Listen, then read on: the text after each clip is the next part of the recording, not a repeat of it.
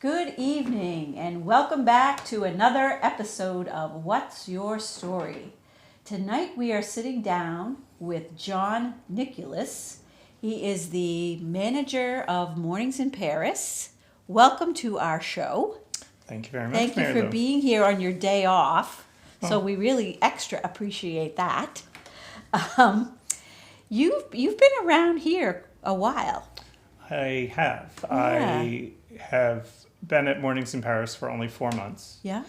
but I was a customer in that space for 12 years, Yeah. starting with Pat Foley's Chase Hill Bakery Oh yeah. to David and Isabel, who started Mornings in Paris. And then when Paul, Caitlin, and Ed took over Mornings in Paris, I was a customer. And it just all came together and made sense. And Don't you like it when that happens? I do. I'm very grateful and fortunate for that. So where did you start? Like when you grew up? I grew up in the Where Cape. you grew up, I should say. Grew up in Massachusetts, on the Cape, in the town of Barnstable, in the village of Osterville. Okay. So I look at where I am now and where I was, and there's so many similarities between Osterville and Kennebunkport. Both beautiful, small towns Yeah. with a beautiful ocean and beaches and shops and restaurants and people, and it's kind of interesting Kind how of feels like home. it does, and Yeah. it's very interesting to see how that happened. Yeah. Did you go to school in the area or did you leave? I graduated from Barnstable High, then I went to Bentley College in Waltham, Yeah. which is now Bentley University. Yeah. Like everything changes and grows Right. and gets bigger. And then I lived in the Boston area, primarily South Boston. Yeah. And I met my partner, David, we're in our 23rd year together. So we met 22 years ago.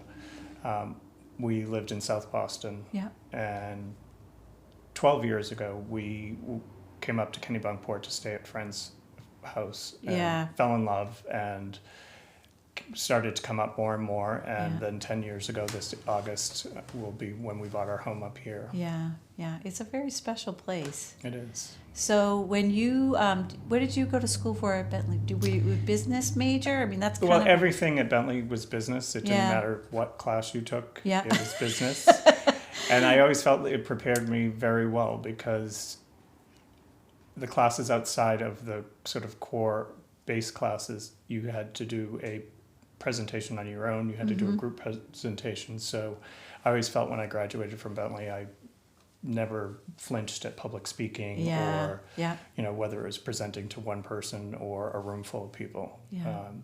But I majored in computer information systems and went on to implement portfolio management software in the early 90s. Wow. And I was young, so I was a young You're still young. man. Yes, I was very young. I was in my 20s, and I traveled 75% of the time all over the world speaking with portfolio managers and investment bankers, which was fun and Yeah. rewarding and also challenging.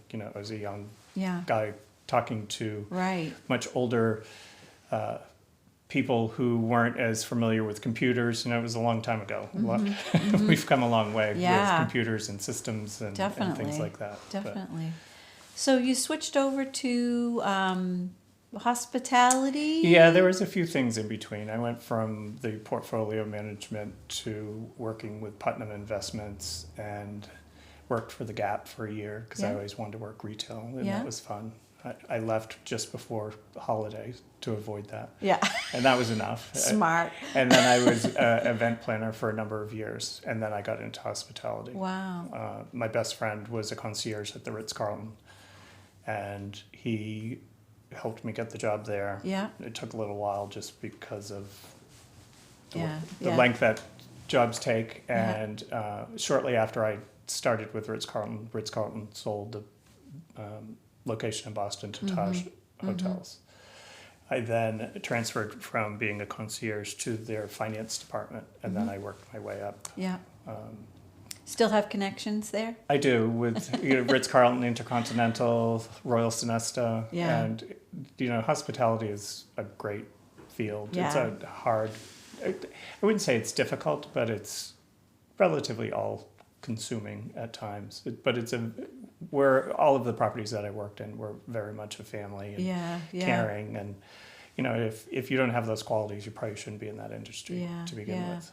I think a lot of people think that it's not a family, because people come and go, but I think that like the ones that are here, especially, I mean, family owned, family run, but it takes a lot of moving parts, a lot of people to make it look so good. So not always easy. And it takes people who truly want to work together and not worry so much about what your title is and what your job description is. Some of it is out of necessity and some of it is truly out of choice. You might not necessarily think you're going to be doing certain things on any given day, but you do it and it's a service industry and you do it to make the guest or customer happy. And then I was working with Royal Sonesta when the pandemic hit. The pandemic is devastating and had a lot of bad to it, but there's, a lot of good or fortunate things have come out for different people. And I think it was a way for me and us to be in Kennebunkport full time.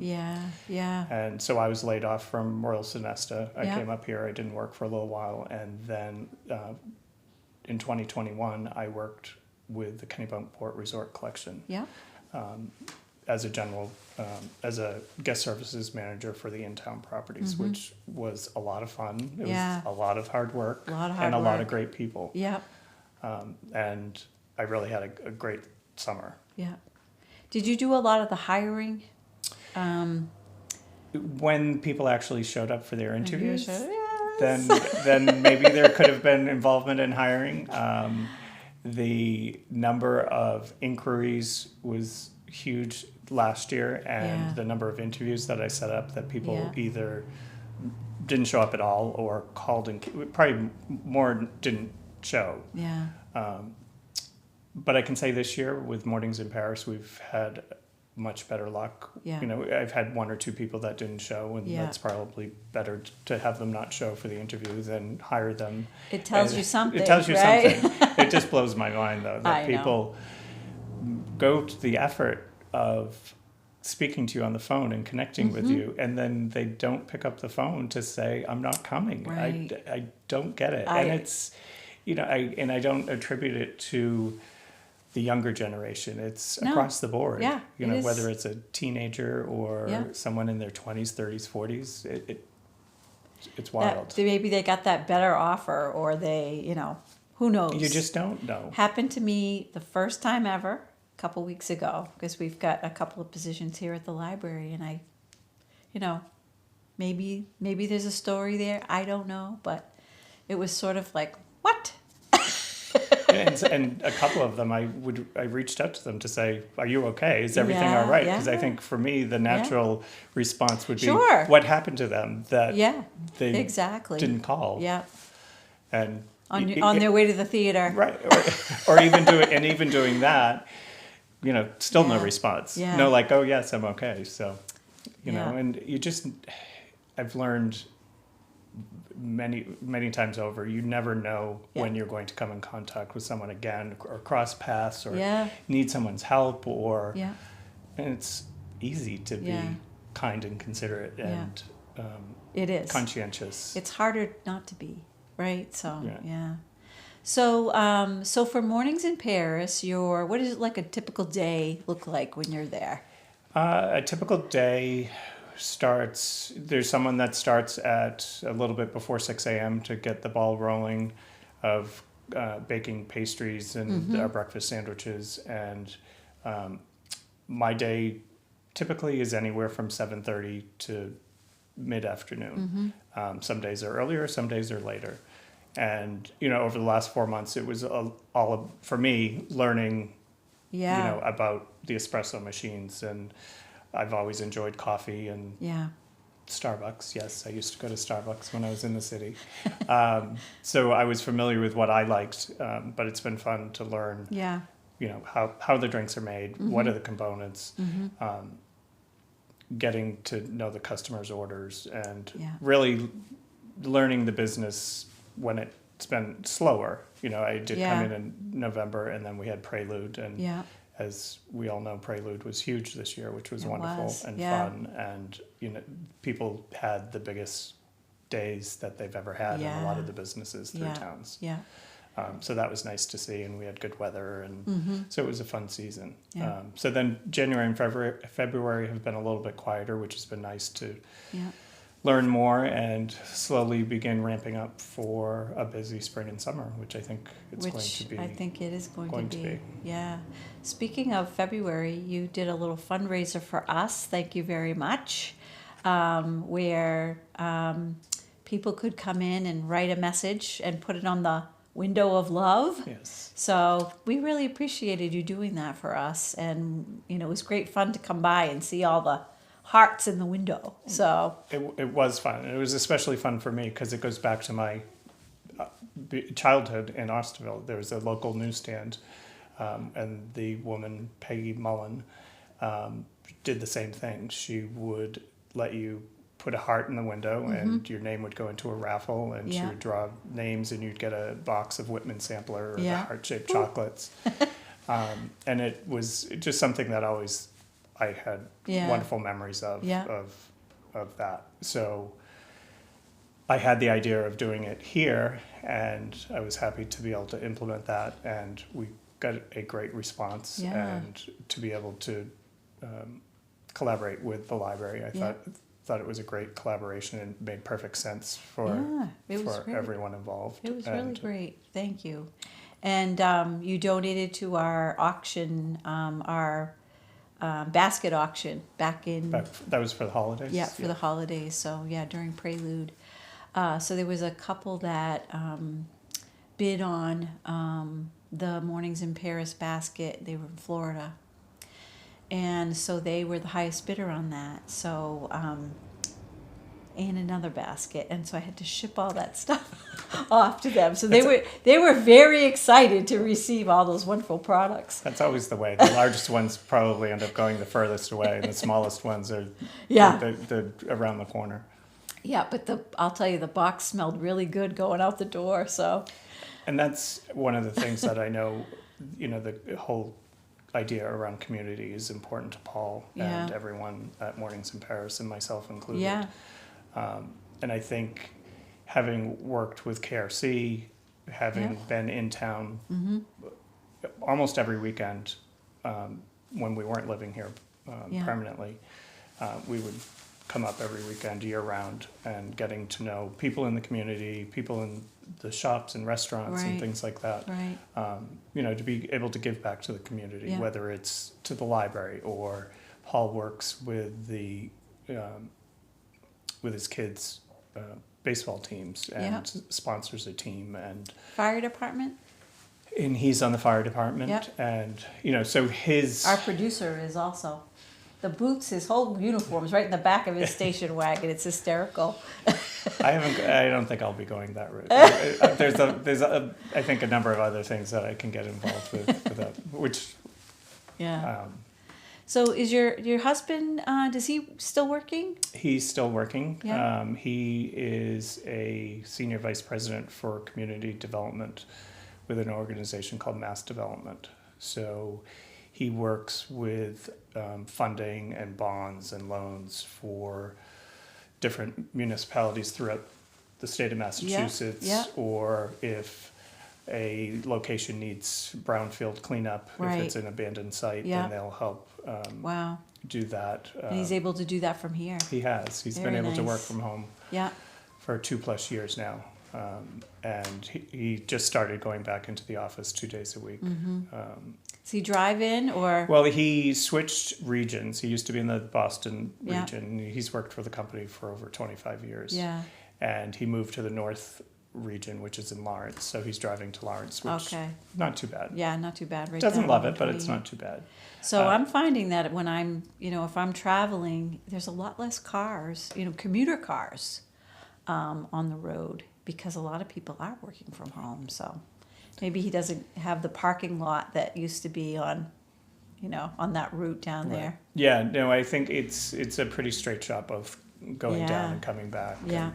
And, That's I good. think for a lot of people, the ability to work 1 to however Yeah. many days at home or Mhm. having jobs that are completely remote Yeah. is a good thing. Yeah. So what do you all like to do for fun when you're not working? Well, the last year, all I did was work. to be honest, it was 6-7 days a week. Yeah. Pretty much right from the beginning, Mhm. right to the end. Mm-hmm. Like I said, I don't regret it. It was Yeah. fun, but Yeah. it was a lot of work. Yeah. We both enjoy working out in the yard. We Yeah. have a relatively large piece of land and a lot of plantings and flowers Yeah. and trees. And I always had gardens growing up and flowers. And Yeah. my father had ran a landscaping company on the Cape Oh, with nice. greenhouses Yeah. and So you have a fields green and thumb. trees. Yeah, a little bit. I do more of the maintenance and trimming and making it look a little bit Yeah. better. Yeah. David does more of the design and acquiring, Yeah. and he loves shopping for trees and plants. And That's great. I sometimes get to the point where I have to tell him, "You can't buy anything else until you get everything that you have into the ground."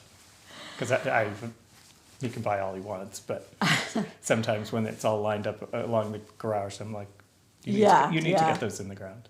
We have a nice volunteer group in our town here, the Seacoast Garden Club, and they take on a lot of like the monuments downtown and the post office. A couple of years ago, I had a vision of if I leave this alone long enough, they'll come and fix it, and it worked. And did that. So I'm probably the worst gardener going. So anyway, But you had an ends to your means to your ends. Yeah. But That was good so at thinking. my house, I do everything inside. My husband does everything outside. I don't know what it is. It really It's something, it's a love. Yeah. Right. and you either enjoy it or want to enjoy Yeah. it, but if you don't, Yeah. it's kind of like someone I love plants, but anything outside, I think it's the bugs and dirt, the stuff under the dirt under your fingernails. You can get gloves, I know. but sometimes you Yeah. need the tactile of it. But I think a lot of people find that as a form of therapy. Mm-hmm. They get out there and they get their hands dirty, and then what you've created is just, it's beautiful. So To be able to go out and deadhead. Yeah. I have Yeah. a lot of daylilies. Yeah. And I love seeing them. Yeah. First thing in the morning, I'll go Yeah. out and I would at least do that last year, Yeah. even though I was super busy with work. Yeah. I would look at my daylilies in the morning, and then at night I would come and deadhead them, and it is Yeah. therapeutic. Yeah. Do you like to travel at all We do. when it's not a Right. pandemic? Exactly. Mm-hmm. We're headed south on Saturday for the Oh. first time in Good for you. a couple of years. Yeah. But we we used to travel probably 2 or 3 times a year. A spring vacation, a fall vacation, Mm-hmm. Yeah. typically to warmer climates in Yeah. the Caribbean and islands, just to sit on a beach. Best place to go? St. Bart's is beautiful. Anguilla is Uh-huh. breathtakingly Yeah. beautiful, Yeah. both of which aren't accessible by cruise ships. Not anything against cruise Right. ships, but I Right. don't have a penchant or interest in it. But Yeah, yeah. they're much quieter than some of the other islands. Yeah. Yeah. So Anguilla and St. Bart's are beautiful. Yeah, I have some friends that just got back from Anguilla, and so we have a book here that was written by a couple, the Bartletts. No, It's called Trip to the Beach. yes, it's sorry, it's not Bartlett's. It's Oh, I thought that was their name. their son is an artist. Blanchard. Blanchard. Okay. Blanchard's is the restaurant. Yeah, Blanchard's, Yes, yeah. I have that book, and the restaurant is amazing. Is it? Yeah, and their son Jesse is an artist and does beautiful charcoals and some like acrylic and oil. Mm-hmm. And so we have a number of those pieces. Yeah. So what's their place like? I've just I've read that book and The restaurant. yeah. It's kind of like a beach house in a way. Okay. Not like a big beach house, Yeah. but you walk through the entry and you feel like you're walking into someone's home. Yeah. And then you get to the front of the restaurant, which overlooks the beach. And Yeah. just, a lot of white and Sounds clear lovely. glass and candles. And I think since we've been there, they've done a couple other ventures. They did something at the golf club, and Yeah. but it was always wonderful. And it's always that, that it's good until it isn't, because when a hurricane comes through, And St. Bart's is one of the ones that usually doesn't get hit, yeah, which is yeah, but that's good. a beautiful island. Or St. Bart, or Anguilla. Anguilla, Both yeah, of those. yeah. They're a little and bit I think more because protected. they're protected and they're flat, Yeah. Oh, okay. That and I makes think that helps. makes a big So difference. both of those are places we'd love to get back Yeah. to sometime. Well, hopefully you will. Yeah. So, anything that's going on at Mornings in Paris that you want us to know about? Well, the spring and summer is going to be busy. The patio will be opening up soon. Good. We have something in the works that I think everyone will enjoy. Okay. And it's exciting, and we're excited for it, but I'm not Okay. quite ready to Zip it. divulge exactly what it is. That's all right. We'll have to stay tuned. Yes. That's great. And, we have a great team of young people, I have to say, Yeah. that work with us and are on my team. And I hope they have fun. I'm pretty sure they have fun. And It seems like it. yeah. It seems like it's very inviting when you go in, and everybody's very cheerful. And how can I help you? And that's a reflection on the management. I So hope so. good job. And we also have our location in Algonquin as well. That's right. That we took over the Bread and Roses space Yeah. last May. Yeah. And that's been open. One of our goals is to be open 365 days a year. And, Wow. we're open on holidays, typically in the morning, and whether it's for someone to get a cup of coffee or maybe they've pre-ordered something. And we didn't have that many snowstorms this Yeah, winter, but yeah. we were open, and those were some of our busiest days, believe it or Yeah, not. I think it's wonderful that you offer that, because I know, there's a lot of people that they come to Kennebunkport for the holidays, and just talking with people that they've placed an order, they're going to come pick it up on Christmas or Right. on Thanksgiving, and so they really appreciate that, and it makes them feel a lot more connected, when they have their favorite cup of coffee from, see a friendly face. Exactly. Yeah, And I that's think really nice.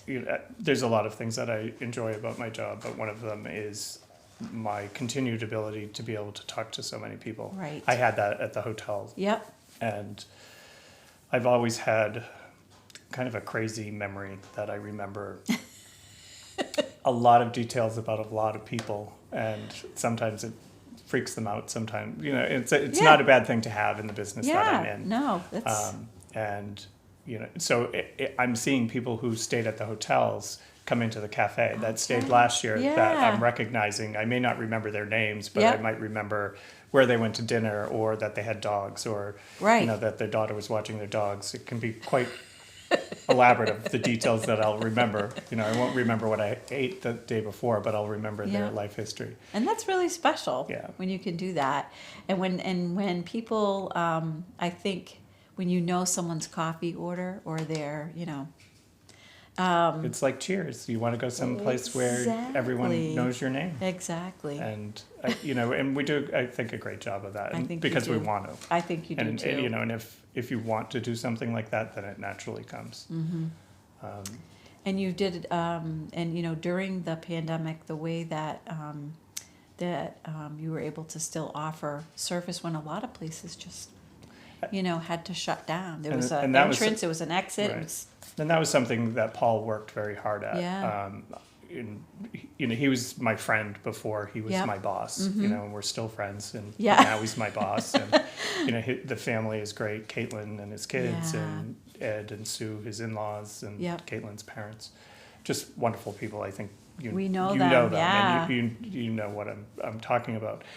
But with the pandemic, I know early on Paul was concerned of what to do. Right. He wanted to stay in business. Right, He right. wanted to provide a service, but he didn't want it to harm anyone, whether it was him and his family and his Yeah, workers yeah. or customers. So I know he was open initially, and then he closed for a month. And while he was closed, he put a lot of effort into determining how he could reopen safely. Yep. And that was with, and a lot of businesses did that, but I think the way in which Paul did it made they it did a great successful job. for him with the cordons to in and out and plexiglass and signage Yeah. and so it worked. It did work, and I think he had a few videos up showing people this is Yes. how it's going to work, and so we all watched those, so we knew the drill. Yeah. But that was really helpful. So, and I think the outdoor space, the patio area. I drive by there, and sometimes I'll think, why am I not sitting right there having a cup of coffee? But it's just such a great spot. I'll hold you as the spring comes out, and when we get chairs out there, I'll hold you to stopping by once a week and sitting on that patio. Okay, I think that would be good. Are you game for that, Mike Kelly? Absolutely. Okay. I think you could manage that one day a week or even one day every other week I think we could for manage 15, that. 20 minutes Yeah. before you head in here. Yeah, I just love, when I do go over, I love, you walk through and you see so many friendly faces, and they'll say, hey, can you renew my books? Or did you get such and such in yet? Or that's what makes this place so special. And you have found that, I'm and sure. that's a really great part of it. It's not a bother either. No. No. And it's So- funny, I was at Hannaford's the other day, and I feel like I know a number of people in town that are friends or acquaintances. Yeah. And so now I feel like I've gone to a slightly different level of recognition because I think there were 3 people that said hello to me, and I knew them, and it's nice. It is. It just reinforces why I live here. Yeah. And, one of the benefits of when, we were commuting back and forth, which isn't a horrible thing, and it's a luxury problem. Yeah, And yeah. I'm not complaining, but it would get more and more difficult on Sundays to pack up the car and head back to Boston. Yeah. And now we don't have to do that. Right. And, No, I think it's great, and we're very happy that you're here. So, yeah, I'm happy to be here. And by the way, thank you for getting a library card. So, I'm official. And I was embarrassed to say that I had never stepped foot in the Graves Library up until we started to do the Be Mine fundraiser. And when I walked through the door, I was just blown away of how beautiful the building is, how it's laid out, how there's the business center and the children's library and the young people's area, and it's beautiful. And that's our challenge. Is we do have people in town that they've lived here their whole lives, and they've never stepped foot in the library. And some of us say, how can that be? But that's because we haven't made that connection with them. So we're always trying to find new ways to get people in the door. Because I think once they are, but it's not always easy. no. So- And I have to say, any opportunity that I get, I am singing your praises. That now I'm not ashamed to say that I was never in here because I've been in here, but I'll say, have you been to the library? Wow. And if they say they haven't, I Yeah. think you have to. It's We appreciate to take advantage that. of it. I mean, it's such a resource. It really is. And, know. and we sort of forget that we're also a mini museum. We have a lot of original Albert Graves paintings and Louis Norton paintings. And so, I mean, we are very fortunate. I am every day that I, can walk in here and see some beautiful artwork. I was looking at some of the pieces just today. Yeah, but- so nice. And the meeting space that's upstairs. And I haven't been down to the store yet. That's okay. I'll get That's there. all right. You'll get there. So, trying to think about things that we can do together. So we're going to have some more conversation and see what we can come up with. And we won't. I won't try to grill you for your secret that you have coming out. It's at Mornings in Paris. We're going to wait and You'll see. patiently wait. Yes. You won't have to wait that long. Oh, but okay. I think it will be a nice surprise for Okay, everyone. good to know. Good to know. And Yeah, So we usually end our conversation with a rapid fire round. You game for that? I'm ready. Okay. I hope I'm ready. Okay, so because you are at Mornings in Paris, do you have a favorite coffee drink? I tend to go with a almond milk latte, Oh, okay. and I've had to recently switch to decaf. Oh. Iced or hot? Hot. Oh, okay. All right.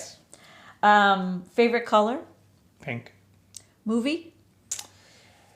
The Women, the 1939 version. Is it 1939? Because The Women was written in 1936 by Claire Booth Luce. Mm-hmm. And then it was made into the first movie in 1939. 1939. Okay. It's an amazing. We'll have to check that out. Have you ever seen it? I don't think so. It's amazing. Have you, Mike? Have you ever seen that? No. It's Okay. with Norma Shera, Rosalind Russell, and the amount of dialogue that is in this movie is incredible. Oh, and good. it's an all-female cast. Yeah. Men are only referred to off camera. Okay. And the subject matter for the 1930s is just All right. We'll have to awesome. check that out. You have a favorite book? I have two. Okay. The Alienist by Caleb Carr Yeah. and the Memoirs of a Geisha by Oh. Arthur Golden. Yeah. That's a beautiful book. That is probably the only, but it was the first book that I actually cried from reading it. So that always Yeah. stood out. Yeah. Yeah. in I my call memory. those table pounders. So when I get to that point in the book, and that's when, and there's not that many that you can say, right? I mean, there's some that, like that one spoke to you, so much emotion. And it was a but- novel. and it was Sometimes yeah. you read a memoir or Yeah. a biography or something, Yeah. and I have Yeah. cried. Yeah. If someone or a pet dies, or forget it. But, Yeah. But this was a novel yeah. that like pulled Yeah. Yeah. my heartstrings, and I remember crying and being That's- like, "What's happening?" I'm gonna have to get that one back out again. It's been a while since I've read that, so thank you for that reminder. Favorite restaurant? Chez Rosa. Chez Rosa. No, What do you get when you go there? I could tell you everything that's on the menu because I love all of it. I know. The So good. I love their pâtés. Their oysters are great. Their Mm-hmm. onion soup is incredible. And I'm starting to go down the whole line of the menu. But they've been on vacation, and they're coming back next week. Pretty so soon, I can't yeah, wait. yeah. They're lovely. Kyle yeah. and Jazz are just amazing. It's a and their great staff. spot. And the cod and puff pastry is awesome. Oh, okay. Yeah. So when It's that a cod, opens again. cod Wellington. Codwell, okay. But everything is good.